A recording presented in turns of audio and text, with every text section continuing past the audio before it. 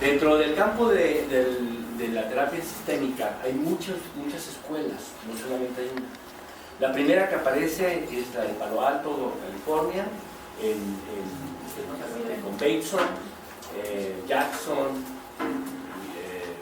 Wheatland, etc. Y estos, muy interesante en el sentido de que llega un antropólogo que es Bateson a plantear una idea de que la mente estaba íntimamente vinculada a su contexto. Y lo que traía él ciertamente era una hipótesis de que el campo sistémico y las relaciones mutuas estaban vinculadas y que iba más allá de la cuestión lineal, mecánica, pero había otro elemento al sistémico que se empalmaba y que después se convertiría en otras teorías, el cibernético. Las relaciones no nomás son interactivas, sino circulares, ¿sí? Van en ese sentido. Y él tiene un libro extraordinario que fue la inspiración del modelo sistémico, que es Pasos hacia una ecología de la mente, ¿sí? Hacia una ecología de la mente. Es un libro que está en español, ahí lo tienen en la biblioteca, y ahí inicia todo el proceso. Y se va a Palo Alto, se junta con un psiquiatra, Jackson, y empieza a hablar de la psicosis. Ustedes saben bien esta historia, y dicen, yo creo que la psicosis no es que los locos sean locos, sino que lo que hacen tiene un sentido relacional con el contexto al que pertenece. Y tendríamos que saber qué está pasando, ¿no? Ahí aparecen una serie de hipótesis. Esta es la historia que nos cuentan, ¿no? La historia que nos cuentan del inicio de la terapia familiar. Y habla de que las formas interactivas de los seres humanos es la comunicación, ¿no? Y la comunicación tiene diferentes niveles de entendimiento, y ahí es donde tendríamos que analizar. Es decir, una comunicación explícita y una comunicación implícita que siempre está en la relación, ¿no? Uno, te quiero mucho y hago todo lo posible por decirte que no te quiero, ¿no? A otro nivel. Pues claro, la gente se enferma con estos dobles mensajes que duran 4, 5, 10 años, 20 años, 30 años, claro que identitariamente te enfermas, ¿no? La gente se convierte en un tipo de pues más sensibles, yo no diría locos, más sensibles, no, más sensibles a entender a la gente y tratar de interpretar si soy aceptado o no soy aceptado. Porque como me han mandado mensajes todo el tiempo, pues, por eso eres hipersensible, ¿no? Entonces, esta gente, si los ven a un psicótico, cognitivamente son extraordinariamente muy buenos, muy inteligentes, pero emocionalmente no logran distinguir los mensajes, ¿no? Por eso se rompe. Esa era la hipótesis de Bateson y Jackson al principio, cuando empiezan a hablar de la psicosis. Sin embargo, esta historia tiene un pedacito de historia. Falta otra historia. Falta el contexto donde aparece en Estados Unidos. ¿Por qué aparece esto y tiene eco en Estados Unidos y no en Europa? ¿Por qué aparece en Estados Unidos esta idea de que podemos hacer intervención e incluso hasta breve? Y en vez de hablar de introspección, hablar de tus relaciones al exterior. ¿Por qué en Estados Unidos? Porque en Estados Unidos tiene una filosofía sello americana. ¿Cuál es la filosofía de Estados Unidos? ¿Dónde nació? ¿De qué está construida los americanos? ¿Cuál es su filosofía? Que no es europea, que tiene influencia europea, pero sin embargo ellos crean su propia filosofía de vida. El pragmatismo. El pragmatismo es la filosofía americana. La escuela de Chicago, a finales del siglo XIX y a principios del siglo XX. El gobierno americano estaba en plena construcción de la revolución industrial y le plantean a los sociólogos, principalmente y filósofos, la posibilidad de generar su propia filosofía. Cosa que aquí todavía no logramos vincularnos con los académicos para que nos den cierta identidad, ¿no? Y aparece la escuela de Chicago con Dewey, con James, con Cooley, William James, el psicólogo, y empiezan a construir toda una forma de pensamiento, una filosofía, el pragmatismo. El pragmatismo de aquella época está vinculado a ¿qué les llama la atención? ¿Qué es el pragmatismo? Cuando dicen, sé pragmático. Centrarnos en lo que sirve en el uso. En el uso. En lo práctico. Práctico. Concreto y hacer cosas. Esta es la filosofía americana. ¿Sí? No me vengas con rollos. A mí dime qué quieres. ¿A dónde vas? ¿Sí? Y se construye toda una identidad americana en el marco del pragmatismo y con una contundencia extraordinaria. La cultura americana está hecha de pragmatismo, pero no nomás es el reduccionismo a hacer las cosas. Ellos creían algo que ahora es muy rescatable ahora, de que la construcción de los hechos se da a través de los usos del lenguaje, ya lo decía. Es decir, lo que hago tiene un sentido. No es que no tenga sentido, tiene un sentido. Aunque hagas tonterías a la luz de los demás, pero pregúntale y tiene un sentido. Eso es el pragmatismo. Y conecta plenamente con lo que decía Edson, con lo que decían los sistémicos y cibernéticos, hacia afuera. Yo no quiero saber nada hacia afuera. Aparentemente era el conductismo la filosofía americana. No, es el pragmatismo. El pragmatismo es más complejo. Les voy a dar escuelas del pragmatismo que aparecen después, como evolución. El interaccionismo simbólico. Y luego aparece Irving Goffman, que es otra de las escuelas sociológicas importantes. Estos son hijos del pragmatismo de la escuela de Chicago. Más complejo que el conductismo. Entonces se convierte esta filosofía en algo de la vida cotidiana. La proyectan los americanos y empiezan a construir una filosofía en torno a esto, ¿no? Entonces, yo sí creo, esta es mi hipótesis de trabajo de investigación, que la escuela de la psicoterapia obrera sistémica aparece en ese contexto cultural del pragmatismo. ¿Sí? Hay que hacer psicoterapia breve, hay que cortar los círculos viciosos, hay que romper los juegos de comunicación para que se restaure el Estado. Una lógica que no se le pudo haber ocurrido a un europeo. No, porque en Europa es de un pensamiento más complejo, más estructurado, hay que analizar más las cosas, no te vayas tan rápido. En cambio, se cocina, se dieron todas estas condiciones para que apareciera la terapia sistémica, pero en mi opinión, bajo la filosofía pragmatista. Para que una psicoterapia tenga sentido, la gente debe de entenderla en la cotidiana. Si no, no tiene sentido. Y como la gente era pragmatista, ¿cómo? Sí, ya, claro, tiene sentido. La gente estaba construyendo una forma de vida. Esa es la hipótesis del por qué aparece el elemento sistémico. Luego llega Minuchin, dice Minuchin que la terapia familiar sistémica no aparece en Palo Alto, Filadelfia y Nueva York. Se pelean ahí ellos y dicen que es Ackerman, ciertamente, el padre de la terapia familiar sistémica. ¿Sí? Y llega Minuchin. ¿De dónde es Minuchin? Argentina. ¿Y por qué vienen?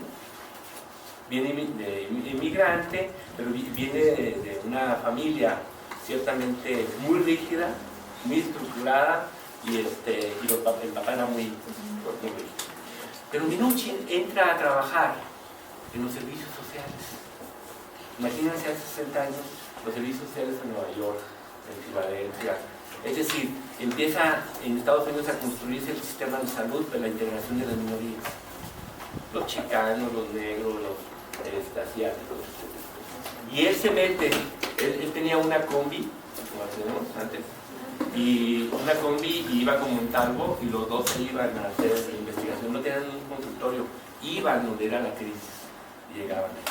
Entonces él empieza a observar y ya con la cuestión sistémica su propio aspecto histórico de la familia y las condiciones de vida en que vivía la gente marginada, aparece la familia estructural con su sello.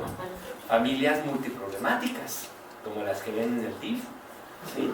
Vinculadas con que no nomás está vinculado el problema de la comunicación, sino problemas estructurales de pobreza.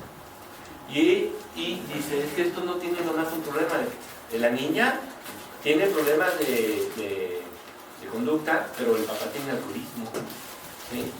No tiene trabajo, ¿sí? Está excluido del sistema. Y entonces Minuchin llega y le imprime al enfoque sistémico su campo personal y el contexto en que lo aplica culturalmente construye su terapia familiar estructural. Dice él, hay que reestructurar a las familias, hay que ver que no es lo mismo ser papás que ser pareja. Y ahí aquí envuelven y enredan a todos en sus mismos problemas, ¿sí? Una pareja que está peleando y agarra a los hijos para triangular, y son roles que no debemos. Cuando un rol de un sistema a otro se mezcla, aparece el síntoma, dice hipótesis, ¿no? Es decir, que un hijo mayor esté cuidando a sus hermanitos, no le costó. ¿Sí? Al final sí es una cuestión de sobrevivencia, pero va a haber un problema, ¿no? De autoridad y todo lo demás. Que la famosa suegra se meta acá a dirigir a su hija, cómo educar a sus hijos, pues es un problema. Es lo que él plantea. Pero está articulada a que vio mucha pobreza y que requería estructura. Pero sin embargo, apoyado por un sistema que a la vez que iba interviniendo, el sistema iba dando pues, becas de trabajo, todo ese tipo de cosas, ¿no? Integraba a la gente a la escuela, a los niños a la escuela, los señores a trabajar, y había múltiples intervenciones. Luego llega Haley, y Haley le imprime otro elemento cultural al enfoque sistémico. ¿Cómo se llama el estilo de Haley? Estratégico, la guerra. En Estados Unidos, ¿quién más podría entender en Estados Unidos, más que en Estados Unidos después de haber ganado la Segunda Guerra Mundial sobre la guerra? ¿Quién puede entender sobre la guerra? Los americanos. Y entonces él dice, no es un problema de roles nomás, no es un problema de poder. Y entonces, ¿por qué? ¿Por qué dices de poder? Sí, mira, se están luchando por el poder estos, el niño con la señora, y el señor con el niño, por eso se jalonean a los... ¿Sí? Pero entonces, ¿cómo vamos a intervenir? Vamos a ver cuál es el objetivo, como si fuera una guerra. Vamos a llegar allá, ¿qué? Pero ¿cómo vamos a llegar? No podemos ir corriendo así, no, espérate, ¿por qué no? Vamos de este lado primero. Observamos, mandamos un comando de este lado, mandamos otro comando de este lado, hacemos un movimiento y a ver qué pasa. Y los vemos, ya vemos a ver qué pasa. La terapia estratégica, por objetivos específicos, de poco en poco ir moviendo el sistema para ver y observar cómo funciona. Y en ese proceso cambian hipótesis. Aparece la planeación estratégica y todo esto, con todo este concepto. ¿Sí? Y habla de triangulaciones, coaliciones, todo este tipo de cosas. La guerra, ¿no? ¿Quién está con quién? La guerra, ¿no? Todo el discurso de la guerra dentro del enfoque sistémico. Por eso el campo cultural aparece Haley y apareció ahí. Bueno, pues son los americanos, ¿no? Si nos metemos a los narrativos ya más de otro nivel, aparecen, por ejemplo, han escuchado hablar del equipo reflexivo de Andersen. Sí. ¿De dónde son ellos? ¿De dónde es él? De Suecia, ¿sí? Son suecos. Entonces ya no estamos hablando de otro planeta, o sea, ya no estamos hablando de otra cosa más que de una sociedad distinta. ¿Cómo es Suecia en sus políticas sociales? La gente, ¿cómo es en lo cotidiano? Tiene una característica: son altamente tolerantes, son incluyentes. Allá no existen estos estigmas terribles que construimos aquí, ¿sí? Y son incluyentes, el sistema es incluyente, la educación de inclusión. ¿Sí? Entonces él agarra la cuestión sistémica y le imprime su estilo y dice, ¿cómo que vamos a ver a la familia a través de un espejo, ¿no? Como si fuera la policía, ¿sí? ¿No? La policía, ¿sí? Eso no, porque eso no cabría en Suecia, se van a estar viendo observados, ¿sí? Las condiciones de Suecia son distintas. No, aquí tienes que juntar con tus cuates para platicar de tu problema y que te ayuden a resolverlo, porque la mirada de los otros es importante para la proceso, ¿sí? ¿Podría subir un poquito más? La voz, sí. Entonces, Suecia es un país de los que tienen mayor bienestar social en políticas y está integrada a la cuestión de tolerancia, a la diversidad, etc. Entonces, llega Andersen y empieza a decir, quitemos, como si fuera el consultorio, ¿no? La mitad es los que estamos observando, un espejo unidireccional, todo el modelo sistémico tradicional, y hay que observar, ¿no? Dice, no, hay que quitar la pared, quiten esa pared, quítenla, ya la quitan. Bien, lo que tenemos que hacer es, todos nosotros, sentarnos junto con la familia, para colaborar con ellos, para platicar, para no esconder nuestras hipótesis acá, para decirle las hipótesis abiertamente a ellos. ¿Por qué no? A ver, hay que sentarnos. Llega la familia y hay más acá, como 10 y la familia. Se quedan viendo ahí. Y bueno, ¿cuál es el problema y todo? Ya, ¿qué opinan? Ya uno de ellos. Yo creo, y ahí está la hipótesis sistémica, creo que la mamá pues trata de decir que no se siente escuchada, etcétera, y por eso pues le grita al Señor constantemente y agarra a su hijo como parte de... Y la mamá te está observando. Y luego, ¿y qué opinas? No, yo creo que efectivamente, pero sin embargo yo sí creo que la señora es hipersensible a la situación y por eso está la señora. Y empiezan cada uno a plantear sus hipótesis. Y entonces le dice a la familia, ¿qué opina, señora? Y ahí viene el proceso terapéutico. La familia, la señora dice, mira lo que dijo ese, no es cierto. Pero lo que dice ese, tiene sentido. Y la señora empieza a construir su hipótesis relacional. Es el equipo reflexivo. ¿Sí? Pero no pudo haber construido o aparecido el equipo reflexivo más que en Suecia. En cambio aquí hacemos ese ejercicio en la tele con esa Laura, ¿sí? Y somos una cultura no de colaboración, sino de prejuicios. Que pase el desgraciado, llega el pobre, ¿no? O sea, esta cultura no es para un equipo reflexivo. Aquí te dan duro, sin preguntarte, sin preguntarte, ¿sí? Por eso el equipo reflexivo ya tomado como un modelo de intervención, o sea, hay que cuidarlo aquí, hay que verlo cómo lo tenemos que hacer, hay que preparar al muchacho, a toda la intervención, para que puedan dialogar con el cliente, con la familia, y puedan juntos construir una hipótesis sobre por qué están haciendo las cosas.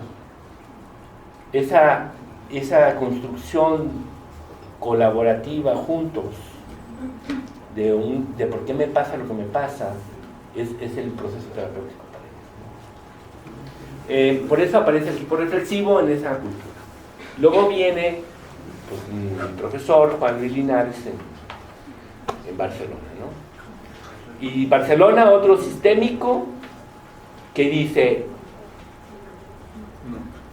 está bien las triangulaciones, relaciones de poder, todo esto, pero lo que tenemos que observar en realidad es si la gente en esas triangulaciones y relaciones de poder y roles se siente aceptada, reconocida, valorada y querida. Es decir, viene un latino, uno catalán, no es catalán, es un andaluz, y viene y nos dice, para entender los juegos relacionales, los círculos sistémicos, hay que entender la nutrición relacional, cómo la gente se siente en este juego relacional. Claro, tuvo que venir un latino a decirnos que era importante nosotros incluir la cuestión emocional. Es nutricia, le llama él. 2 elementos emocionales y 2 elementos cognitivos. Me siento aceptado, me siento querido, elemento emocional. Me siento reconocido, me siento valorado. 2 elementos cognitivos. ¿Sí? No es lo mismo una cosa que la otra. De hecho, cuando un niño, ahí es donde los límites de querer y reconocer se confunden en México y en muchos países, ¿no? Cuando un niño no hace la tarea, hay que preguntarle al niño si se siente rechazado y no querido porque no hace la tarea. Porque a lo mejor la mamá le está haciendo ver que no se siente querido. En vez de decir, no, mijo, es una cuestión de reconocimiento a tu labor, pero yo ten la seguridad que te sientes querido, ¿no? Los niveles de nutrición tienen que ser bien claros. ¿Cómo se llama este autor, maestro? Juan Luis Linares. El libro es Identidad y Narrativa, ¿sí? De Paidós. Aquí está abajo.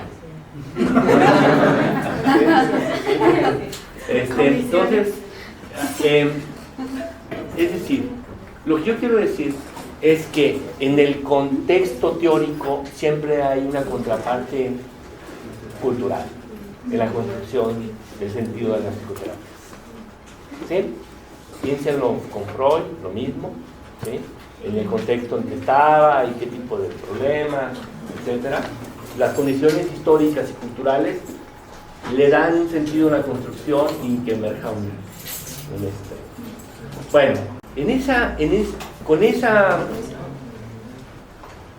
esa línea de pensamiento empezamos nosotros a preguntarnos qué tipo de psicoterapia requiere México o Latinoamérica en términos generales a las condiciones en que vivimos. ¿Cómo podríamos redefinir nosotros el enfoque sistémico o el narrativo a nuestras condiciones? Y entonces tendríamos que analizar cuáles son nuestras condiciones psicosociales, ¿no? ¿Cuáles son? ¿En qué país vivimos ahora? Somos bien mentirosos. ¿Qué más? Religioso. Corrupción. Muy religioso. Paternalista. Un gobierno paternalista. Paternalista. Doble moral. Somos hipócritas. ¿Qué más? ¿Se fijan? También muy cálido. Pobreza. Hay pobreza estructural que define muchos problemas. Violenta. Somos violentos, ahora sí que la vida no vale nada, diría José Alfredo Jiménez. ¿Sí? Pero también hay que reconocer afectivos, alegres, que le salimos a Muy todos bien. los obstáculos. Es decir, también hay elementos culturales, pero definitivamente hay discursos que tienen más poder que otros. ¿Sí? Y vivimos en un país, ya hablando ustedes, yo sí creo que estamos en la peor crisis social después de la Revolución Mexicana. Hay un deterioro total del tejido social por 1000 cosas. También creo que somos copartícipes de esa situación todos y que estamos construyendo un país que no hay futuro para muchos jóvenes. Es terrible lo que está pasando. Y ahí están los hechos. ¿Qué ha pasado en los últimos 8 años? Terrible. Aquí antes mataban a 3 y ya nos espantábamos. Y ahora los matan y hasta con permiso y los muertos pasan al lado nuestro y no pasa nada. Nos hemos hecho indiferentes a todo lo que está pasando, ¿no? Es terrible. Terrible. Y eso pues está vinculada a la impunidad, sobre todo la posibilidad de que no hay consecuencias para la gente que hace las cosas, un sistema legal terrible y hay mucha corrupción vinculada a esto, ¿no? Es un país que es peligroso, así hay que entenderlo, ¿sí? Y si no lo entendemos así, pues nos metemos en problemas, ¿no?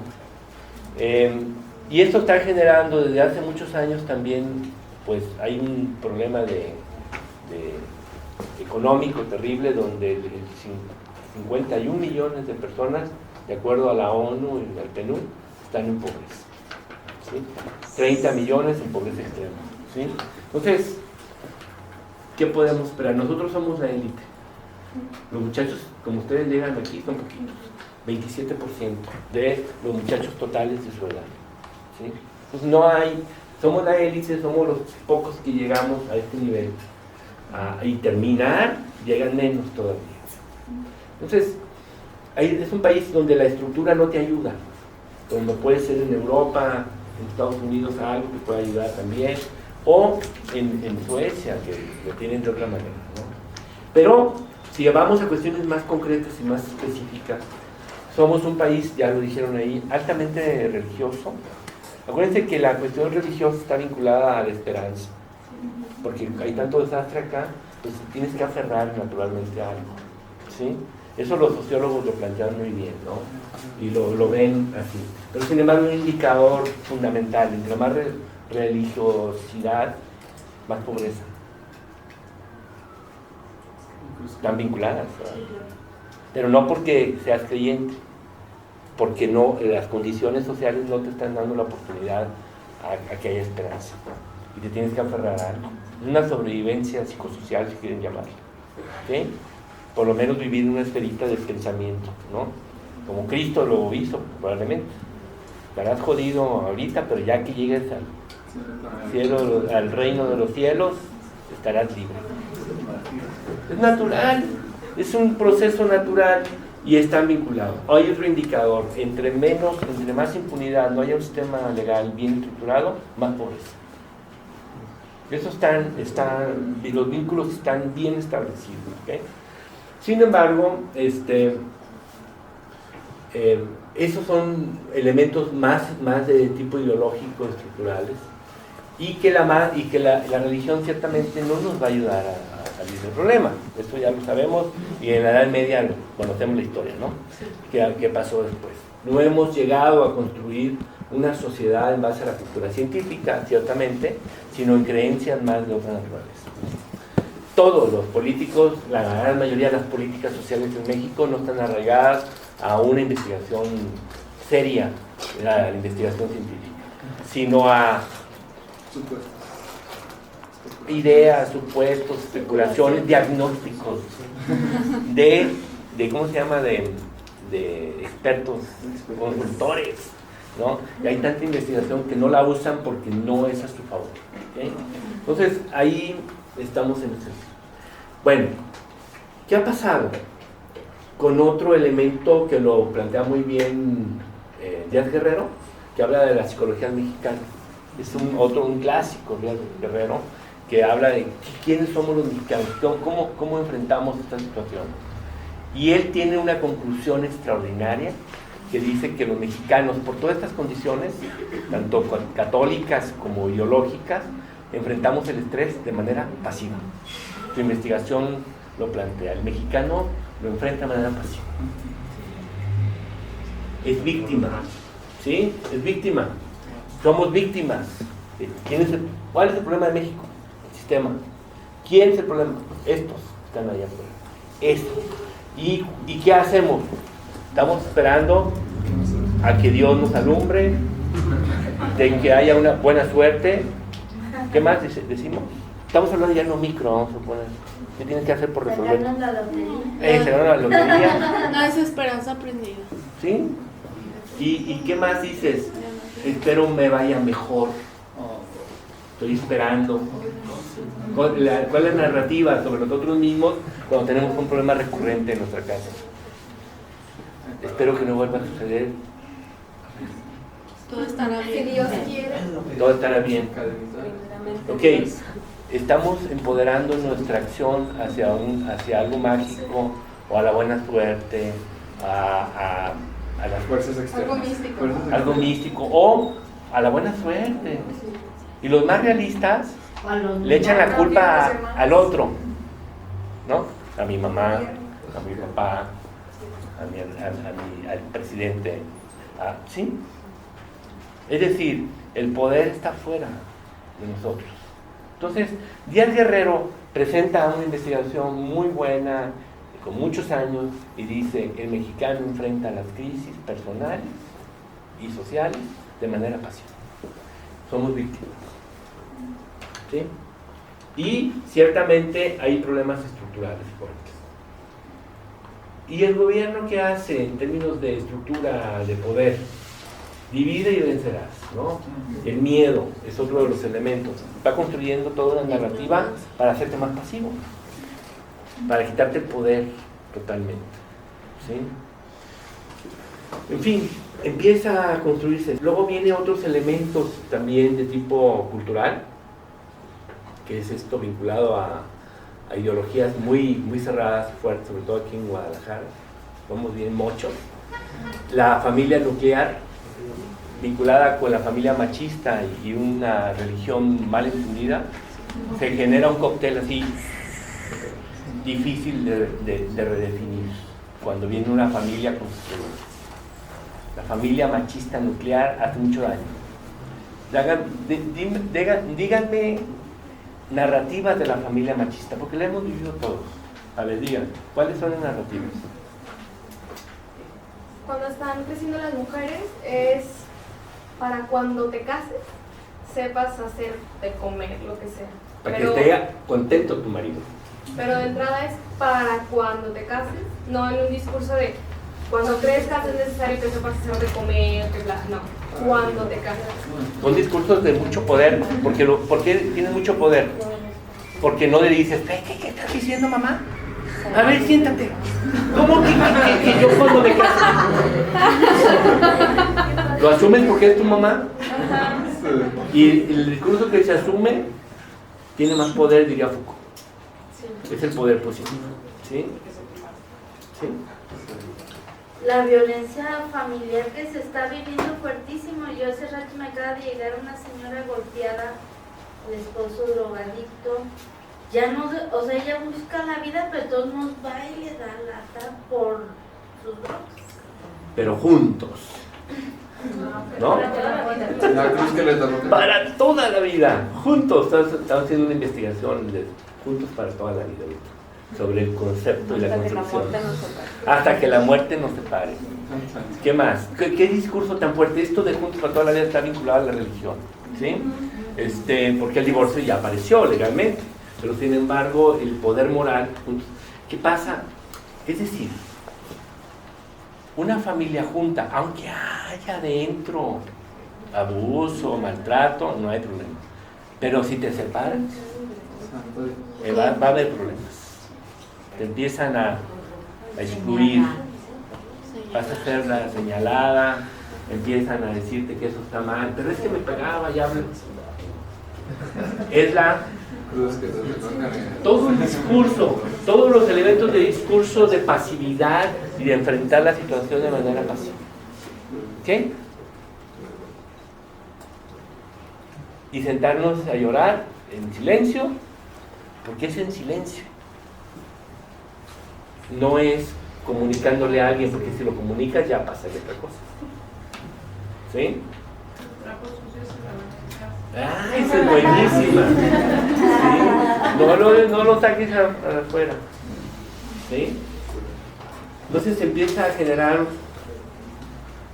una sociedad que ya no la podemos sostener, pero es hipócrita totalmente. ¿Sí? El señor que le dice a sus hijas cómo es, les voy a contar un caso, ¿ok? Para vincular esta narrativa. Entonces me llega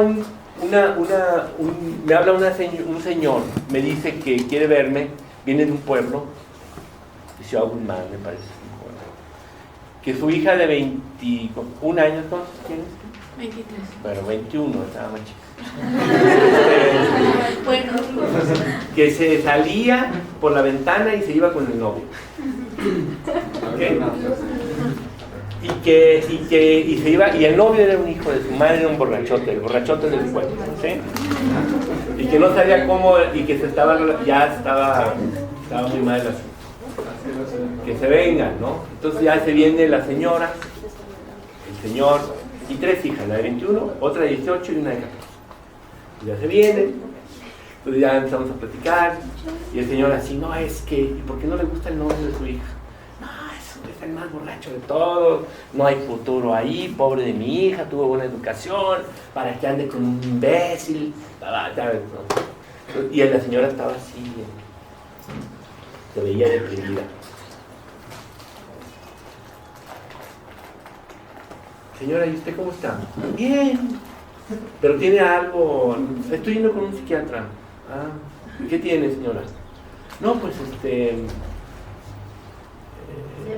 tengo una depresión, pero ya estoy saliendo, ya estoy saliendo. No, está bien.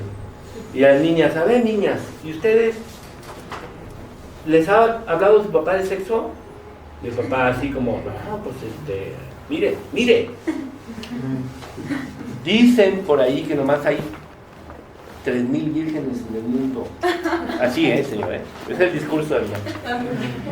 Y las 3,000 viven en mi pueblo. No, es cierto, todo eso me decía el señor, ¿no?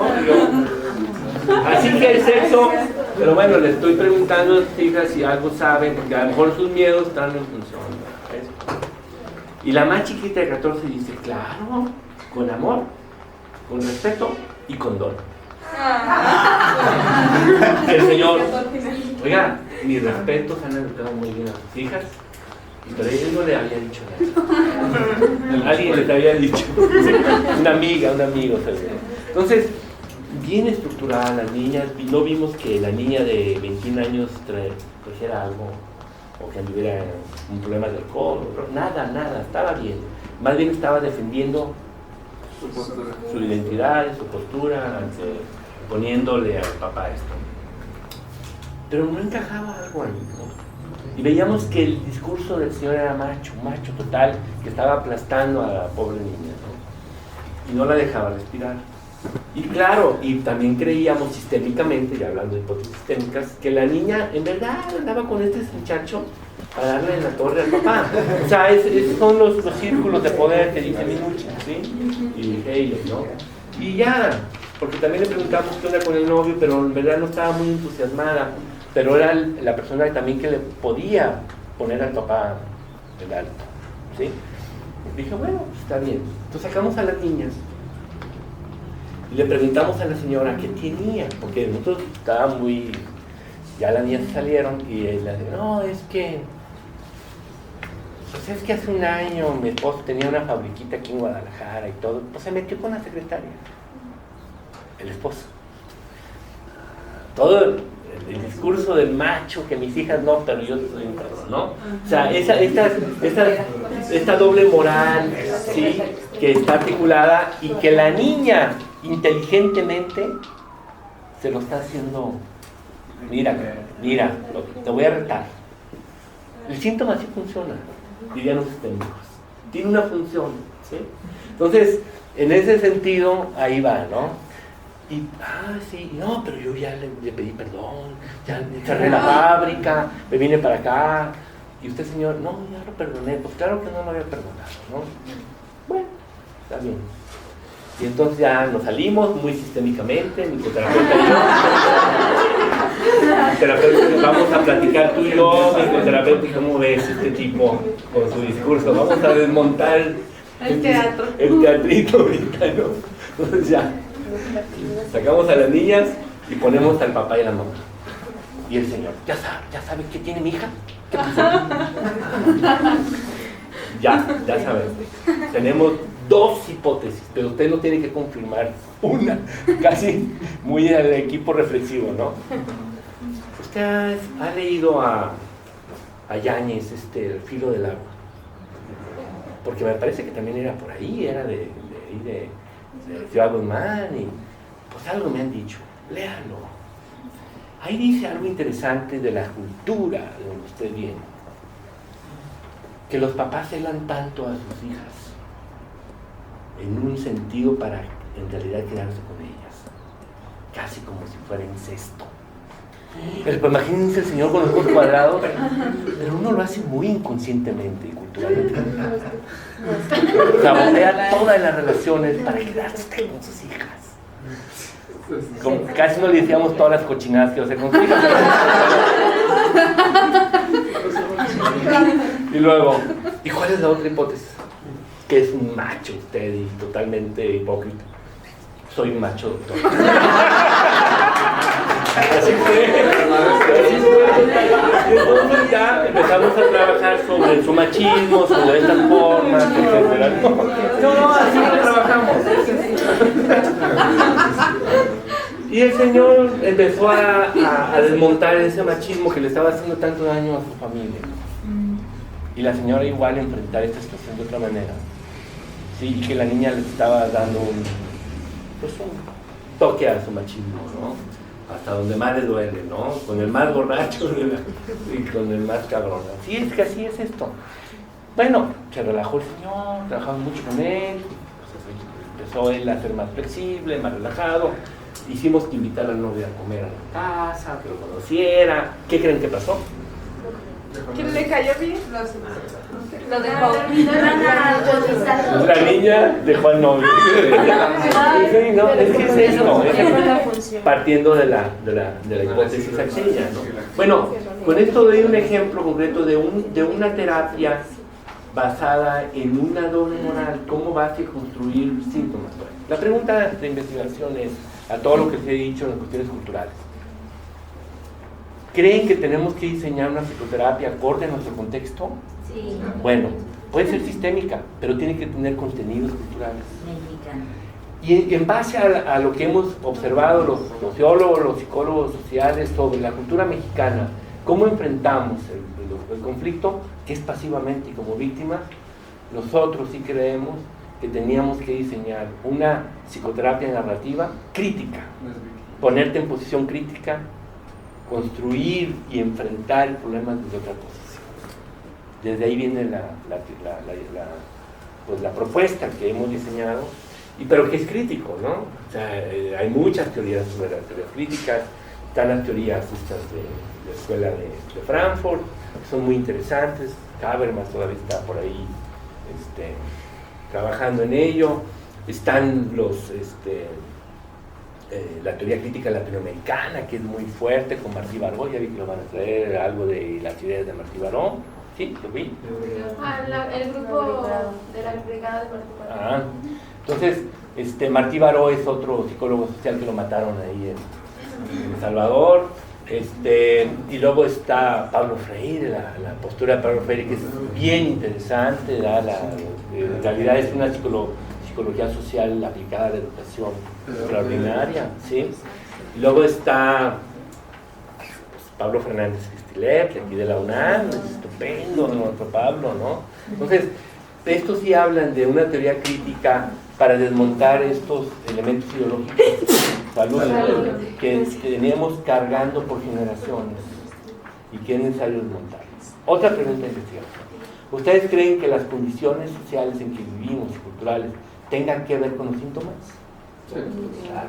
La gente no viene a hablar de triángulos y relaciones de poder, viene a hablar de contenidos concretos específicos. Entonces lo que tenemos que desmontar son estas cosas. Y nuestra opinión es que la única manera de hacerlo aquí es enfrentarnos desde una posición crítica. Entonces, empezamos a analizar las teorías críticas. Otro en que nos gusta mucho, pero a otros no les gusta, es el construccionismo social. ¿Sí? El construccionismo social no es el constructivismo, que quede claro, cognitivo, ¿no? Es que se ha venido generando desde Yergen, Jarrell, Schotter y Tomás Ibáñez aquí en Barcelona, ¿no? Que es uno de los que hay que leer, que hay muchos aquí, tenemos un vínculo fuerte con él. Bernardo Jiménez, Martí Mora, con mi compañero, que fue a estudiar con él. Es decir, él ya se retiró, pero hay que leer los libros de él. Son un construccionismo muy crítico con la idea de ir desconstruyendo. ¿Ok? Entonces, pero no es como plantarle cara a la gente y hacer críticos. Hay que hacerlo con técnica terapéutica. No es nomás así. Y entonces estuvimos pensando cómo podemos nosotros generar técnicas de intervención donde te pongas en posición crítica.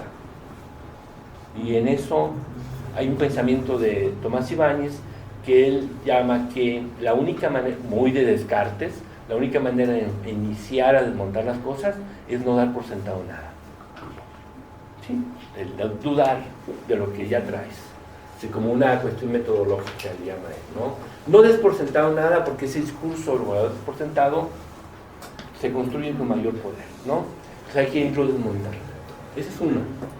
Pero entonces nos encontramos en algunas psicologías sociales elementos importantes para desconstruir estos elementos narrativas que vivimos en México. Y encontramos a la etnometodología. No sé si han escuchado de la etnometodología. La psicología social se divide por dos tipos de psicologías: la psicológica y la sociológica. Y la psicología social, sociológica, son los interaccionistas simbólicos, los etnometodólogos, etc. ¿Bien? Entonces agarramos la etnometodología. Y la etnometodología parte de este principio de que hay un discurso tácito que tiene un poder enorme en la construcción de la realidad, que no es el sistema el que te determina, sino tu vida, la relación cotidiana que tú vas construyendo con la gente. Bien, y a partir de ahí empezamos a generar toda una metodología, en este libro lo planteamos, y empezamos a observar cómo un terapeuta tendría que enfrentarse a una situación. Primero, en una posición de no saber, como si fuera Dios o como si fuera el sabiondo, ¿no? Sino con una posición más humilde ante la gente para poder, para poder conversar con la gente. Si no, la gente no se va a sentir empoderada. El poderoso va a ser tú. Primero va a haber una posición de escuchar y que la gente se siente escuchada. Muy a los Rogers, pero ¿cómo hay que hacerlo, no? Para que ellos se sienten escuchados. Y entonces nosotros ver cuál es su narrativa que practican y observarla y poder desmontarla. Y una técnica que desarrollamos ahí fue la terapia familiar o la psicoterapia narrativa basada en preguntas estúpidas. Las preguntas estúpidas las diseñamos desde la etnometodología con el objetivo de, bueno, el estúpido es el terapeuta, ¿sí? Porque ya cuando el paciente o el cliente te empieza a decir, ¿es en serio? ¿qué me preguntó? ¿Otra vez me preguntó lo mismo? Sí, es que no te entendí. A ver, y ya te vuelve, bueno, ¿está tonto, doctor, o qué? Ya, entonces vas bien por las preguntas ahí, ¿no?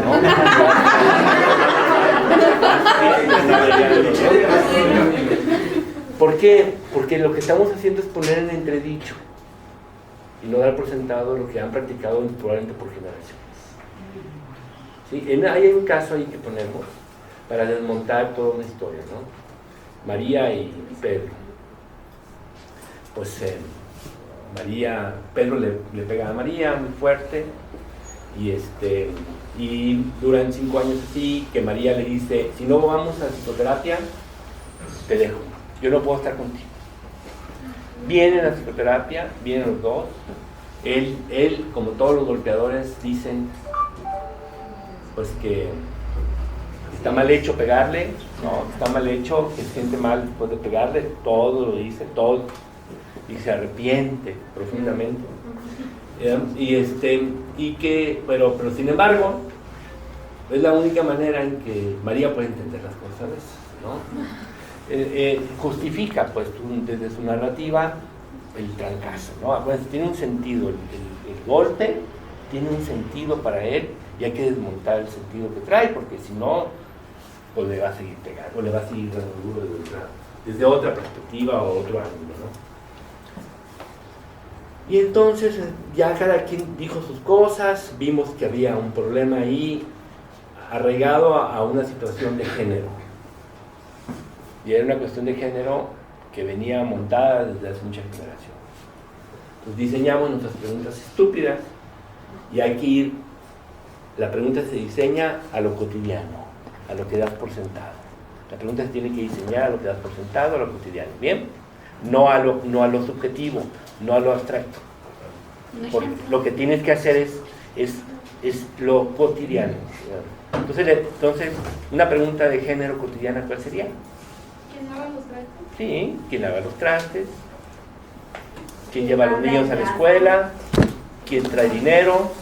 ¿Quién lleva el orden de la casa? Ok, entonces, como diseñamos esta, ya, regresamos y bueno.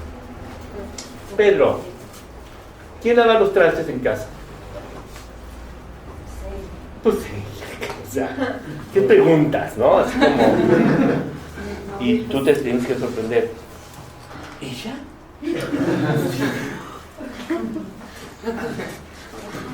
Sí, ¿no? O sea, ¿no se pusieron de acuerdo? No. ¿Cómo que no se pusieron de acuerdo? No, para lavar los trastes no. Le toca a ella. Ah, entonces lo estás haciendo pensar un poquito sobre lo que hace. ¿Ok? Ah, muy bien. ¿Y siempre ha sido así? Sí, siempre. ¿Desde cuándo? Mi abuelita y mi mamá ya. ¿Y tú? Te tienes que sorprender. ¿Cómo que tu abuelita y tu mamá también lavaban los trastes? Sí. Ok. Y a ver, platícame de tu mamá. No, pues lavaba los trastes y éramos como 10 y cocinaba y todo, y a todos nos tenía perfectamente, no como esta, ¿sí? Y empiezas a navegar en la conducta, en la narrativa tácita que se da por sentado, pero que tiene un enorme poder en la construcción de identidades, ¿sí? Y empiezas a navegar y le dices, ah, caray, qué interesante. ¿Y tu papá? No, mi papá se iba a trabajar todo el día, llegaba, mi mamá le quitaba los zapatos, le ponía el agua, y le daba de comer, y todo se lo servían. Y no, está ya, no, nada, no quiere saber nada. Ah, no, interesante. Y bueno, entonces su mamá trabajaba igual que María, ¿no? Afuera de casa. Bueno, no, ya no trabajaba. Pero doctor, hoy tenemos que trabajar todos, no nos sobrevivimos. Las circunstancias son difíciles. No, tienes razón, es muy difícil. Pero su señora sí trabaja, ¿verdad? Sí, allá, y aquí empieza ya él a analizar un poco que, caray, trabaja mi esposa allá y luego acá, y ahí viene el caso, cómo él empieza a reflexionar. Ah, entonces, ahora te vas a una pregunta abstracta. ¿Ok? Oiga, ¿usted cree que las mujeres y los hombres son igual los de generación anterior que los de ahora? Claro que sí. Claro, es cierto. A ver, ¿qué se refiere? Porque dígame una diferenciación importante. Las mujeres son mejores para cuidar a los niños, nosotros no. Entonces lo tiene bien articulado.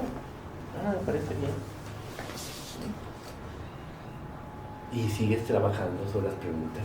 ¿Y usted ha cuidado a sus hijos? Bueno, sí, los he cuidado. ¿Su papá los cuidó en algún momento? Nunca.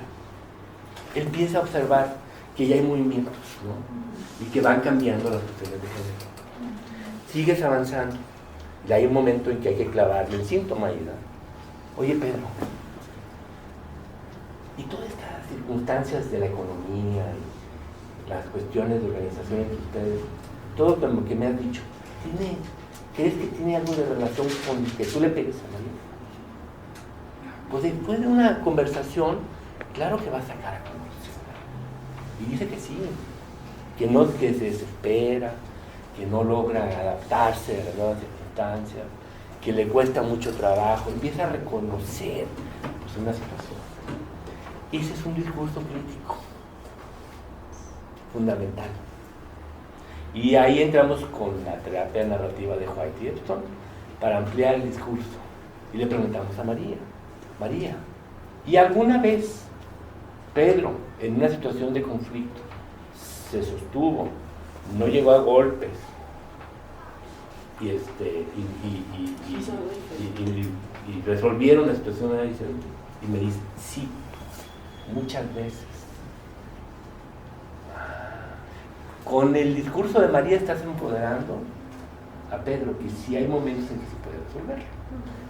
Cuéntame, vamos ahora a desmontar esto. ¿Qué pasa cuando no sucede esto? ¿Qué haces tú? ¿Qué hace él? ¿Quién está? ¿Qué sucede? ¿Qué estrategias generan? Para que ellos empiecen a observar en este proceso, ¿no? Y empiezan a observarse críticamente. Ok. Si la narrativa saturada está hecha de todos estos elementos sociales, religiosos, ideológicos, que venimos articulando desde generaciones, ¿dónde se encuentra la narrativa cultural también? relacional y psicológica de recursos, donde en la misma persona no están afuera. ¿Sí? Tendríamos que ampliar el discurso para saber cómo ellos mismos tienen que ir observándose, se han mirado de otra manera, se han tratado de otra manera, han enfrentado situaciones de otra manera, e ir construyendo un discurso que es cierto para ellos, de tolerancia, de respeto, de cuidado, ¿sí? Ir reconstruyendo estos valores dentro del proceso terapéutico, que sí lo han hecho, a lo mejor lo han hecho pocas veces, pero lo han hecho. Pero tenemos que ir analizando junto con ellos, con cosas pragmáticas, y entro otra vez, con cosas que han hecho. No, la terapia narrativa es sobre lo que has hecho, no sobre lo que crees que vas a hacer, es sobre lo que has hecho y analiza lo que hiciste, para que entre el elemento ético también. Es decir, vas metiendo, como ir tejiendo de poco en poco, para que ellos vayan observándose críticamente ante las nuevas circunstancias, ante un discurso que venían practicando sin haberse detenido para poderse observar. Hay que construir un nuevo contrato relacional, nuevos acuerdos, ¿sí? Pero mientras que no desmontes esta historia ideológica, cultural, mientras que no lo desmontes, prácticamente se pueden repetir los procesos, porque tienes que hacer un cambio, aunque sea modesto, en estas formas de pensar, ¿sí? Yo le llamo cambios modestos, pequeños cambios de roles, que el señor tiene que reflexionar, de que tiene que ser más tolerante con su esposa, que tiene que apoyar un poquito más, para que pueda controlarse, pueda sostenerse. Otro elemento del discurso crítico. El discurso crítico es que ellos se vean en contexto, que no se vean egocéntricamente, no se vean como él, no, que se vean que ellos lo que hagan pues tiene repercusiones, y lo que ellos hagan hacia ellos también. Que se vea otro elemento, que se vean como actores, no como víctimas, que se vean más actores en el proceso, en la construcción, ¿sí? Que tienen capacidades para generar escenarios más saludables. Otro elemento crítico, que la única manera de resolver problemas es juntándose con los demás, consensando, juntándose con los demás. Otro elemento crítico. El poder del discurso se da cuando consensas con los demás, ¿sí? Ahí viene la construcción de la realidad, no es otra cosa más que eso. La realidad se construye cuando hay consenso, en este caso entre María y Pedro. No nomás Pedro tiene que construir una situación, pues no tiene sentido, ¿sí? Sí, me voy a entender. Por eso es construccionismo social, la construcción de un nuevo acuerdo, de poder negociar. Otro elemento crítico es lo que puede decir un poco de la inteligencia emocional, que la manera de decir las cosas, la estrategia de decirlo, el contexto donde lo tienes, lo que vas a decir, con cómo lo vas a negociar, con quién lo vas a negociar primero, son elementos fundamentales políticos que tienen que estar metidos en tu vida cotidiana. No puedes decirle, porque estás enfadado a un niño, decirle, bueno, eres un imbécil. No puedes hacer eso. Tienes que detenerte, ¿sí? Tienes que analizarte. ¿Dónde está el discurso crítico de una persona? En su propia historia de relación. Decirle, oye, Pedro, ¿y quién te ha dicho de tus cuates o de tu familia que está mal que le pegues a María? Me ha dicho fulano, ¿no? También están. ¿Y qué te dicen ellos? Que no debes de pegarle, que debes de hablar. ¿Y qué te dicen? ¿Y quien te lo dicen en mal rollo? No, amigos. El discurso crítico está cargado de relaciones. La idea es que tú no le vendas un discurso crítico, es que hay que encontrarlo en sus propios contextos. ¿Y dónde está? En su propia narrativa, en tu propia historia de vida. Pero una manera de desconstruir e iniciar es las preguntas estúpidas. Es una propuesta que venimos haciendo en clínica, que está funcionando muy bien y que ciertamente está generando la posibilidad de que no solamente resuelvas problemas, sino que la gente se active en construir nuevos escenarios mejores para su familia, ¿no? para ellos mismos. Muy general, ¿no? Nos quedan 10 minutos para preguntas. Bueno, esa es la propuesta general.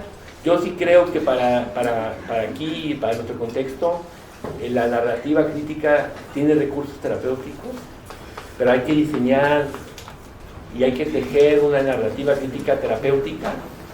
No es nomás poner en la casa una bandera de huelga, eso no funciona. Hay que hacerlo de una manera con estrategia política, con mucha inteligencia emocional, con ir desmontando tus creencias, tus prejuicios de poquito en poquito, ¿sí? Eso es lo que ayuda, desde nuestro punto de vista, a resolver los conflictos, ¿no? Sí. Bueno, me parece que uno de los trabajos más difíciles, bueno, al menos en la poca experiencia que tengo, es cuando tratas de trabajar con alguien que tiene una posición privilegiada de poder, digamos. Por ejemplo, solo un ejemplo, hombres agresores que no se interesan por la terapia, no se interesan por cambiar por esa misma posición privilegiada, ¿no? Y bueno, ¿qué pasa allí, no? Muchas veces nos centramos al trabajo con las personas agredidas, pero ¿qué pasa con los agresores? Y creo que esto de las preguntas estúpidas es una alternativa magnífica para poder ir encaminando ese trabajo, que no se vayan y se queden a la deriva y continúen replicando lo que ya hacen, ¿no? Creo que es una excelente alternativa. Sí, no, el trabajo con los agresores es muy importante. Por lo regular es la mujer la que va a la víctima, ¿no? A la terapia. Puede pasar que venga la señora y no quiera venir el señor. Es muy común. Pero entonces el contrato terapéutico tiene que girar en torno a otra idea, ¿no? Sentarse con la señora y decirle: señora, el que va a hacer el movimiento, el que va a hacer los cambios, va a ser usted. No va a esperar ni un cambio de... Es una estrategia de Erickson, ¿sí, no? Para bajarle un poco pues la resistencia, ¿no? Y decirle: usted va a hacer los movimientos aquí. Claro, vamos a generar todo un proceso sistémico, narrativo, para que la señora vaya haciendo cambios, para que el otro señor vaya cambiando, ¿verdad? Pero el que va a hacer el esfuerzo grande aquí va a ser ella. Y un ejemplo, por ejemplo, de esto mismo, donde nada más hubiera ido María, ¿cómo la guiaría para que pueda provocar un cambio? Bien, sí, hay muchas estrategias. Pero un ejemplo No, ella analizaríamos desde su narrativa cómo es Pedro, ¿sí? Ella pues tiene su perspectiva también. Bajo su perspectiva tenemos que trabajar, no tenemos otro recurso. Sí. Y ese también puede ser, hay que tener mucho cuidado porque hay mucha gente mentirosa. Hay mucha gente que está casada con una idea o ha amplificado una cosa. Entonces hay que ir con mucho cuidado. Y ahí tendríamos que trabajar con Pedro a través de María. Entonces, María, no hay muchas cosas. Por ejemplo, María, ¿cuándo fue la última vez que discutieron? No, pues tal día. ¿Llegaron a golpes? Sí. ¿Y qué pasó? ¿Qué hiciste tú y qué hizo él? Todo el proceso simétrico probablemente que se está generando ahí. Perfecto. Ya, y ella lo va a entender en términos circulares. ¿Qué hace ella en este proceso? ¿Okay? Muy bien. Ahora dime, ¿cuándo fue que discutieron y no llegaron a golpes? Ok. Ahora hacemos otro análisis. ¿Qué hiciste tú? ¿Qué hizo él? ¿Dónde estaban? ¿Qué pasó? ¿Qué sucedió? Ok. Hiciste algo donde no llegaron a tal cosa. La cuestión es tampoco toque tu dignidad como mujer, porque si no vas a ceder, ¿sí? Pues tampoco se trata de eso. Ok. ¿Cuáles son tus campos de empoderamiento, María? No, pues, mis tías. ¿Y tu mamá? No, mamá no, es interesante. A veces pasa eso, mi mamá no me apoya. Dice que tengo que estar con él, tengo que apoyarlo, tengo que cuidarlo. Entonces esa señora, la mamá, no es recurso para María. ¿Okay? ¿Qué te dicen tus tías? No, que tienes que poner límites al señor este. Ok, ¿a qué se refieren con límites? Pues tienes que decirle que si te vuelve a pegar tienes que ir a la policía. ¿Cómo puede ir a la policía en esto? En este país no ayuda, ¿verdad? Ya estamos claros, ¿no? En este país no ayuda, porque no tenemos un sistema de bienestar que te ayude. No va a llegar a trabajadora social a ayudarte. Hasta que casi las matan. No, y les manda, puedes mandar al señor a la cárcel y regresa y te manda. Te mata. ¿Cuáles son los contextos de protección que tienen naturales? No, pues mis tías, mis amigas, mi comadre. Ah, muy bien. ¿Cómo podrías ponerle límites a este señor para que no se escale la situación? Ya lo conoces. ¿Qué tendrías que hacer? Pero también, ¿qué tendrías que hacer para cuidar a tus hijos? Porque si los vas a meter en medio, pues para negociar no es buena idea, ¿no? Es decir, todos los elementos de su contexto son los recursos de su propia cultura y de sus propias relaciones, son los recursos para ir restaurando las cosas. No puedes trabajar con nada más.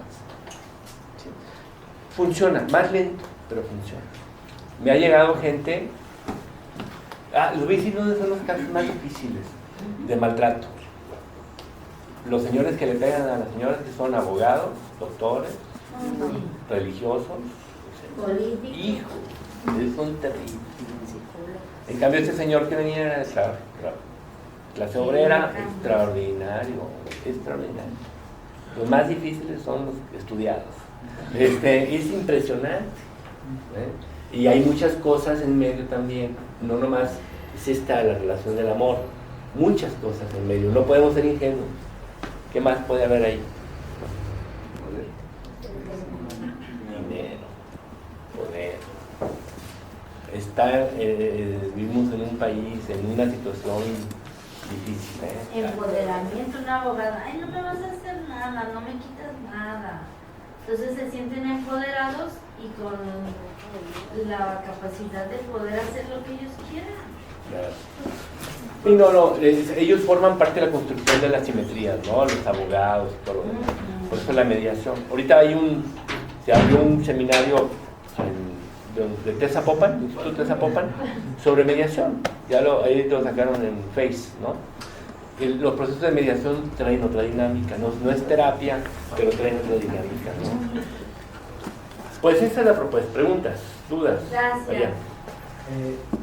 ¿Cuál tendría que ser como el trabajo ahora sí que personal como para poder realmente trabajar de esta forma, ¿no? Porque creo que muchos psicólogos o terapeutas no les convence esto de, o sea, como súper bien estudiados y ponerse en una cosa de estúpidos, pues, o sea, como que no les entra muy fácil, ¿no? O sea, ellos prefieren como interpretar y decir y ahora y confrontar y yo te digo mi hipótesis y para que tú hasta te asustes o llores o no sé, hagas cualquier cosa, pues, y digas, ay, sí es cierto, ¿no? Todo lo que me dijo y o terapias como muy fuertes o así, pero porque el terapeuta está constantemente en esa posición, ¿no? Y pues quién sabe qué sienta, a lo mejor como poderte igual, ¿no? Entonces, como qué trabajo se tendría que hacer para realmente comprender esa parte. La propuesta se construye en seis campos epistémicos o 6 fundamentos críticos, le llamo yo. Una de ellas es el epistemológico, uno de los fundamentos críticos. ¿Y cuál es? Pues que no hay ninguna teoría que represente la verdad, ¿verdad? Y que si no, pues que venga aquí y que me diga cuál es. Y toda la verdad, ¿no? Ni los físicos, ni los químicos, menos los psicólogos, ¿no? Con la complejidad que hay. La filosofía de la ciencia se te lo plantea, no existen universalismos teóricos en nada. Y entonces el psicólogo debe ser consciente de esa posición, de que es modesta tu perspectiva y que no eres el Dios que crees ser, ¿no? Si no tienes esa posición epistémica de relativa y de modesta, yo creo que no puedes ser terapeuta. Y humildad. No puede ser, porque puedes hacer mucho daño. No, imagínate el daño que puedes hacer creyendo que tienes la verdad. Terrible, no puedes estar en ese juego. Ese es mi... Entonces, para la formación de clínica requieres de ciertos elementos en que tienes que trabajar personalmente. El ego no funciona aquí, ¿sí?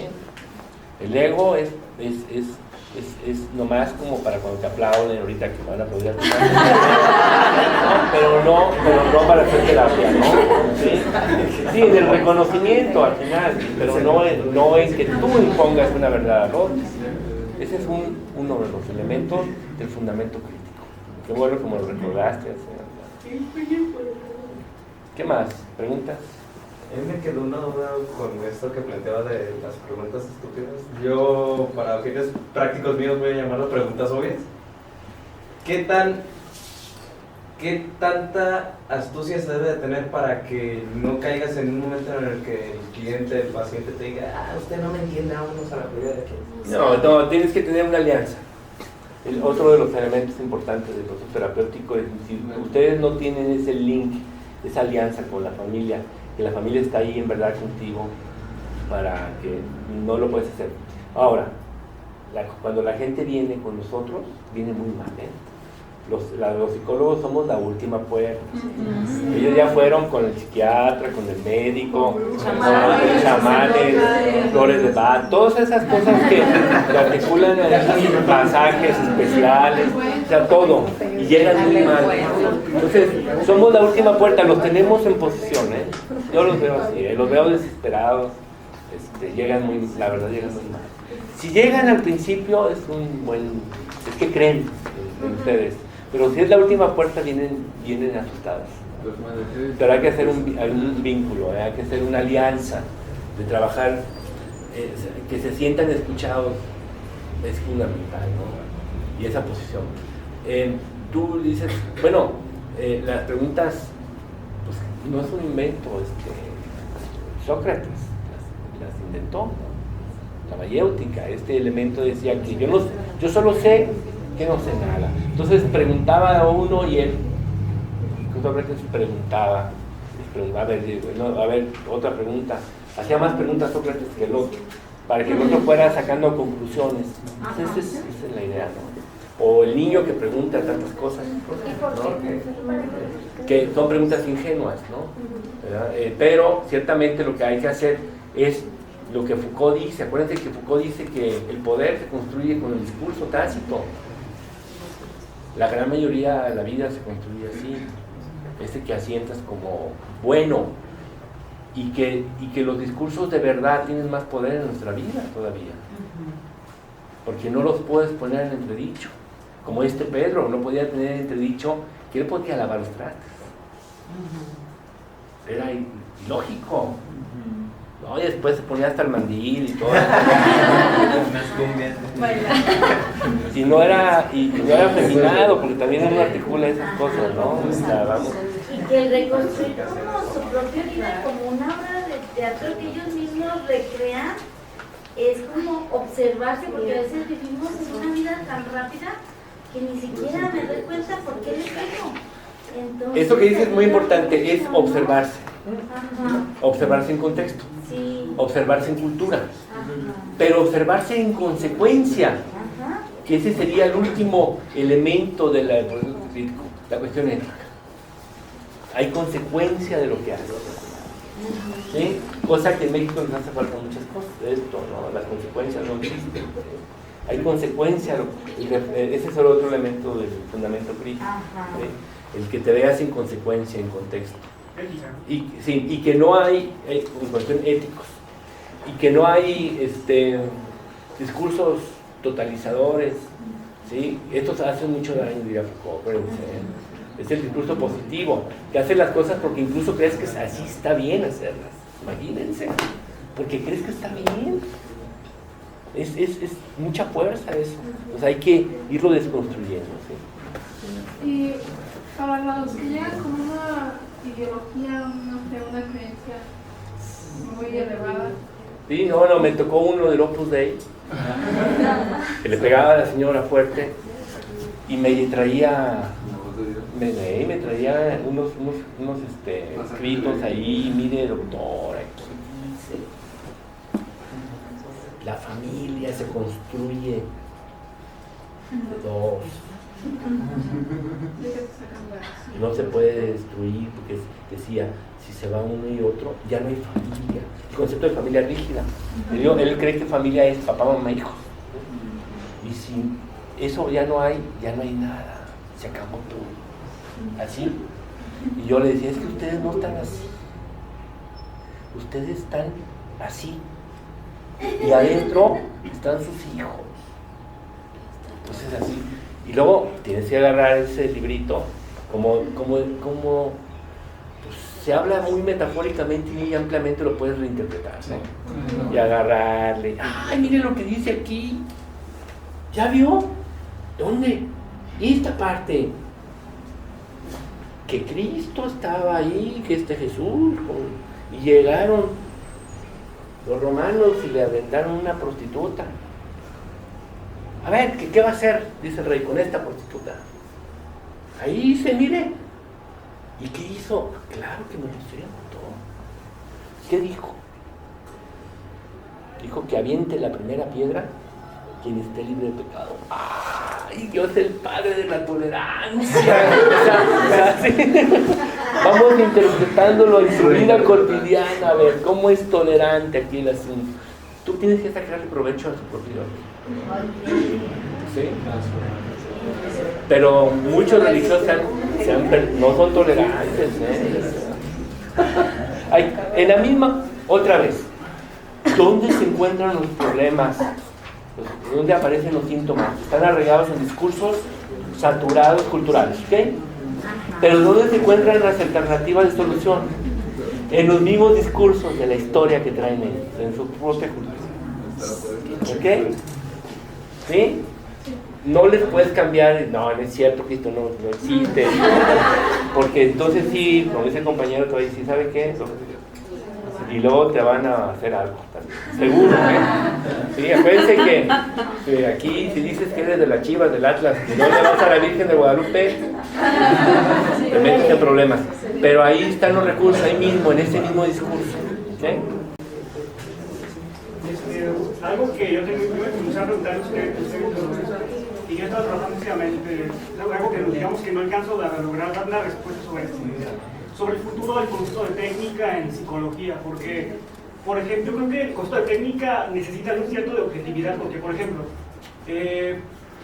yo a veces conozco muchísima gente que, digamos que existe una teoría que tiene una verdad moral, o mejor dicho, ética, que es muy positiva, muy constructiva, digamos, ¿no?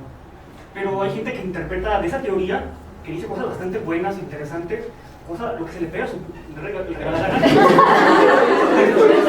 A un congreso, digamos, le dice, es que es una técnica, está en los libros, ustedes pueden leerla, pero tú desde tu posición dices, no, pero es que lo que tú estás diciendo es lo que tú quieres creer de ese libro.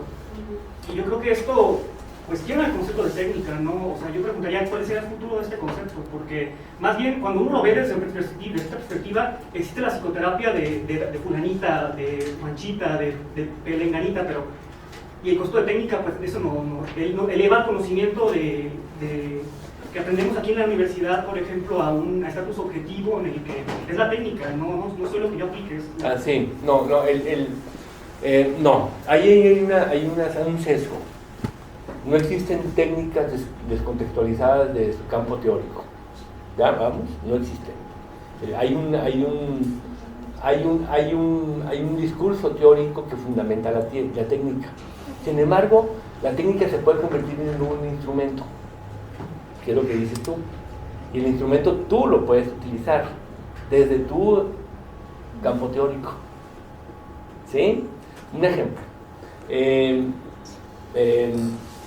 Tenemos otros casos donde requieren de apoyo médico, psiquiátrico, para que no se hagan daño a las personas en el primer momento. ¿Okay?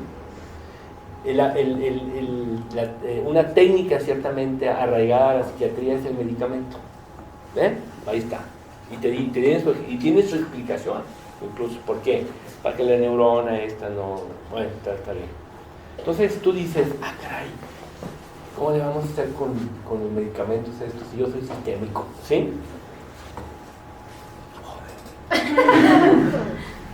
¿Cómo cabe el medicamento en mi campo sistémico, pero por sobrevivencia lo necesita ahorita?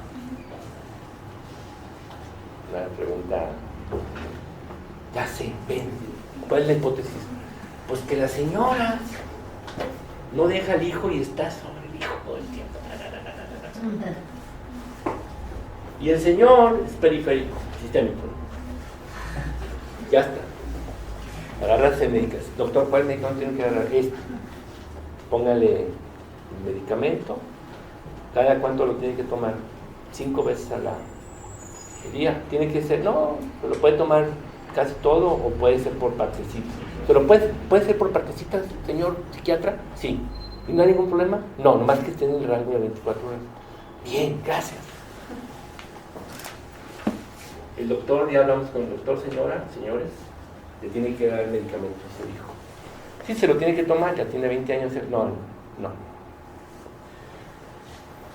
Señora, usted se tiene que agarrar el medicamento a las 10 de la noche y se lo tiene que dar a su hijo. Esta porción, lo vamos a dividir en 5 porciones. ¿Ok? Luego se va a levantar a las 3 de la mañana, señora. Va a despertar a su hijo y le va a dar el medicamento. Bueno, se levanta a las 4 otra vez, señora, y le va a dar el medicamento. Se levanta a las 5 y le va a dar el medicamento. ¿Usted, señora, a qué hora se levanta? Yo me levanto a las 8. Usted le va a dar a las 8. Es una técnica sistémica. Estás utilizando el medicamento que se tiene que tomar bajo tu hipótesis sistémica en más de lo mismo. La señora la vas a hartar, la vas a derrumbar. A la semana ya no va a poder dormir, ¿sí? Vas a ir moviendo esta situación con la técnica. Utilicé un instrumento sistémicamente. La técnica no está desprovista del modelo, de la estrategia general. Se convierten en recursos. Yo puedo utilizar una técnica conductista con toda una intención narrativa, por ejemplo. ¿Sí? Es decir, las técnicas se convierten en recursos, en instrumentos, para que tú la puedas aprovechar de acuerdo a tu hipótesis general, de diagnóstico o hipótesis, y a tu modelo. No están desprovistas. No sé si es lo que querías decir. Entonces, sí hay un mínimo de referencia, aunque sea. ¿Cómo? Es que, por ejemplo, la tesis postmoderna es que ya no hay verdad absoluta. No, sí, es claro, no hay verdad absoluta. Eso sí, verdad absoluta no hay. No hay universalismo. ¿Y? O sea, que precisamente el costo de técnica y estos saberes universitarios son relativos. Entonces, pero es por eso que yo cuestionaba, o sea, principalmente como algunas personas utilizan el concepto de técnica, no tanto el hecho de que exista gente que efectivamente utiliza esto con fines morales y éticos, bueno, eso no lo voy a dudar de ninguna manera, pero a mí personalmente me ha tocado conocer mucha gente que ha hecho cosas espeluznantes, completamente aterradoras, objetando, digámoslo de esta manera. La verdad. A verdades, a técnicas, a cuestiones que están en libros y que no pertenecen a aplicaciones individuales. Va en función a que me preguntó. Acuérdate del fundamento epistémico, epistemológico. A partir de la idea de que no hay verdades absolutas, nadie representa la verdad absoluta. Es una perspectiva, pero es una perspectiva que hay más perspectivas y que tú eres responsable de elegir la que tú quieres, pero vas a serte responsable. Y que a la hora de aplicarla no significa que lo estás haciendo con el rigor protocolar y todo lo demás, no hay un desprovisto de responsabilidad. No te puedes, o sea, tú eres corresponsable, claro, porque eliges, pero que sea algo independiente de lo que yo piense, es una técnica que funciona, y eso no existe. Yo estoy dentro de la teoría postmoderna en ese sentido, ¿sí? La crítica a la razón pura, digamos, a la razón así, universal, ¿sí? O sea, eso no puede ser. Hay una corresponsabilidad social, personal, sobre los usos de las teorías, claro que las hay, ¿sí? Sigue, pero yo quiero que me digas más, porque parece que traes todavía ahí... Sí, o sea, yo por ejemplo leo también constructivismo social muchísimo, pero a veces me hago la pregunta de, yo a veces vengo aquí a la escuela y platico con mucha gente con la que estoy, digamos de esta manera, éticamente en contra, es decir, no voy a apelar al, pues todos tienen una opinión, no, estoy en contra de lo que dices, no estoy de acuerdo. Claro, bueno, ese es el otro. El otro fundamento es el político. Estos son 6. político. Ok, es relativa a la verdad, nadie tiene la verdad absoluta, ¿sí? Etcétera, etcétera. Se relativizan, se laxan las relaciones, pero no todo vale. Es decir, aquí no caben los fascistas ni los racistas, que quede claro. Pero no que eres muy relajado y que tolerante. ¿Por qué no eres tolerante con los fascistas y con los racistas? ¿No caben todos en la sociedad? Ok, esa es la posición relativista, ¿no? Es decir, no, hay una posición política, claro. Y la posición política es decir, no, porque yo estoy con una posición de que pues, ¿qué dijo Benito Juárez? Es decir, la posibilidad de que no todo vale, de que aquel grupo o ideología que trate de restringir las libertades de terceros, ¿sí? Ya entonces se perdió el asunto, ya no puede entrar dentro de mi tolerancia, y hay que ponerle límites a ese que está haciendo mal, que está poniendo electroshocks a esta gente, como tú dices, y que lo dice porque dijo el manual XXX, y que el DSM-3 lo dijo y ya no lo dijo, en el 4 y en el 5. Es donde ellos mismos se ven mal cuando van descubriendo que van construyendo sus patologías, ¿no? Entonces dices, no, maestro, hay que ponerle límites a aquel que está abusando de terceros, claro, apelando a la verdad. Y aquí la verdad es la ciencia, supuestamente la ciencia positiva, ¿no? Eso no es cierto. No, hay que ponerle límites, hay que tener una posición política. Hay que enfrentar a la familia y al paciente con la situación de que no es un problema emocional, que es un problema político definitivamente. Es un problema de democracia, es un problema de tolerancia, pero de democracia. Es un problema de consenso, es un problema de convencer, es un problema de hacer las cosas con mucha habilidad emocional y política, que hay que ponerle límites a aquel que trate de abusar de otros, y que más que trate de abusar, que se justifique en una ideología. Este es fundamento político, definitivamente. Porque, por ejemplo, otra razón por la que yo decía esto es por el hecho de que, por ejemplo, yo a veces pienso algo y digo, esto que yo pienso, yo lo pienso, o sea, son mis bases morales, éticas, pero creo que yo, por ejemplo, no voy a recurrir al ¿cómo se puede decir? Al recurso facilón, al juicio facilón de precisamente, o mejor dicho, creo que como psicólogos tenemos que resistir, digamos, en cierta medida, a creérnosla demasiado, que somos psicólogos, digámoslo de esta manera, ¿no? O sea, precisamente por esta gente que conozco, que precisamente sobre identificarse, que yo soy psicólogo, yo tengo el saber, hacen todas las cosas que hacen. Entonces, como una especie de autocrítica de que también nosotros puede llegar a pasar. Sí, no, la cuestión política y la cuestión ética son los que vienen a darle un campo de contención. Son el epistemológico, el político, el ético, el histórico, el cultural y el emocional. ¿Cuál es el emocional? El emocional es el básico, en mi opinión, para ser terapeutas. La posibilidad de Ama Maturana es el amor. La posibilidad de que al otro lo veas como legítimo igual que a ti. Ese es el amor para Maturana. Si tú en terapia estás ahí con el agresor, con Pedro, ¿se acuerdan de Pedro? Y Pedro no se siente aceptado en tu contexto terapéutico, no hay terapia. Y yo creo que eso es lo más fuerte para hacer, la destreza más estructurada que debes de tener como terapeuta. La posibilidad de que incluso el agresor, incluso el que abusó del niño, se sienta escuchado, se sienta aceptado por ti como legítimo, como persona, aunque haya hecho cosas terribles. Ese es el elemento básico emocional. Pero sin embargo, no todo vale en político. Lo que significa que tenemos que justificar lo terrible que ha hecho, porque parece que está ahí, ¿sí? Para poder resolver el asunto. Ese es el emocional. El cultural es que estamos ya arraigados a ideologías muy específicas, las vamos construyendo, ¿sí? Y el histórico es que somos construcción histórica, pero no somos rehenes de la historia tampoco. Vamos construyendo la historia. Nuestra infancia la vamos construyendo todos los días.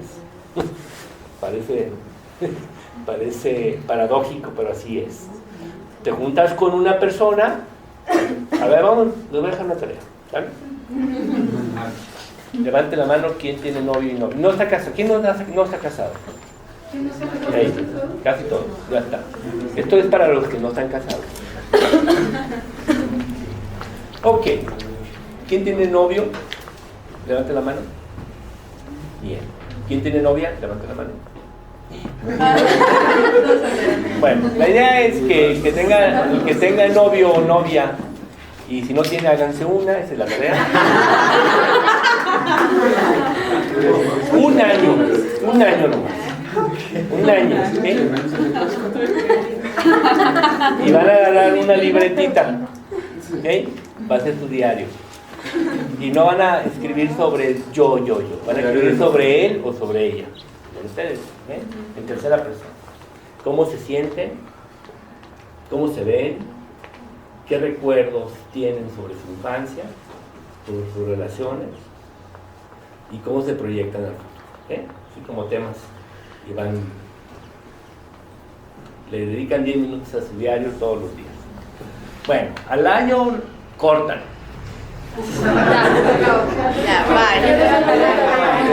Dejamos para el duelo un mes. Y entonces se hacen otro novio, otra novia. ¿Sí? 5. ¿Ok? Y van a hacer otra vez ese diario igualito. ¿Qué creen que va a pasar? Se va a repetir el patrón, ¿no? ¿Qué creen que va a pasar sobre ustedes mismos? ¿Se van a ver distintos? Más conscientes. ¿Van a ver cosas de su historia, cosas distintas? Incluso las necesidades cambian, ¿no? Todo cambia y hasta tu futuro. Somos sociales, compañeros. ¿Sí? Eso, y nos vemos en 2 años aquí, compañeros. Ese es un ejemplo de cómo la historia se reproduce en el presente como quien ustedes, ¿no? ¿Sí? Está en relativa como eso, ¿no? Eso quiere decir que si vives con alguien donde te desata todos los fantasmas históricos y te hace agresivo y te hace cosas, pues no es la persona. ¿Ok? Cámbienle. ¿Sí?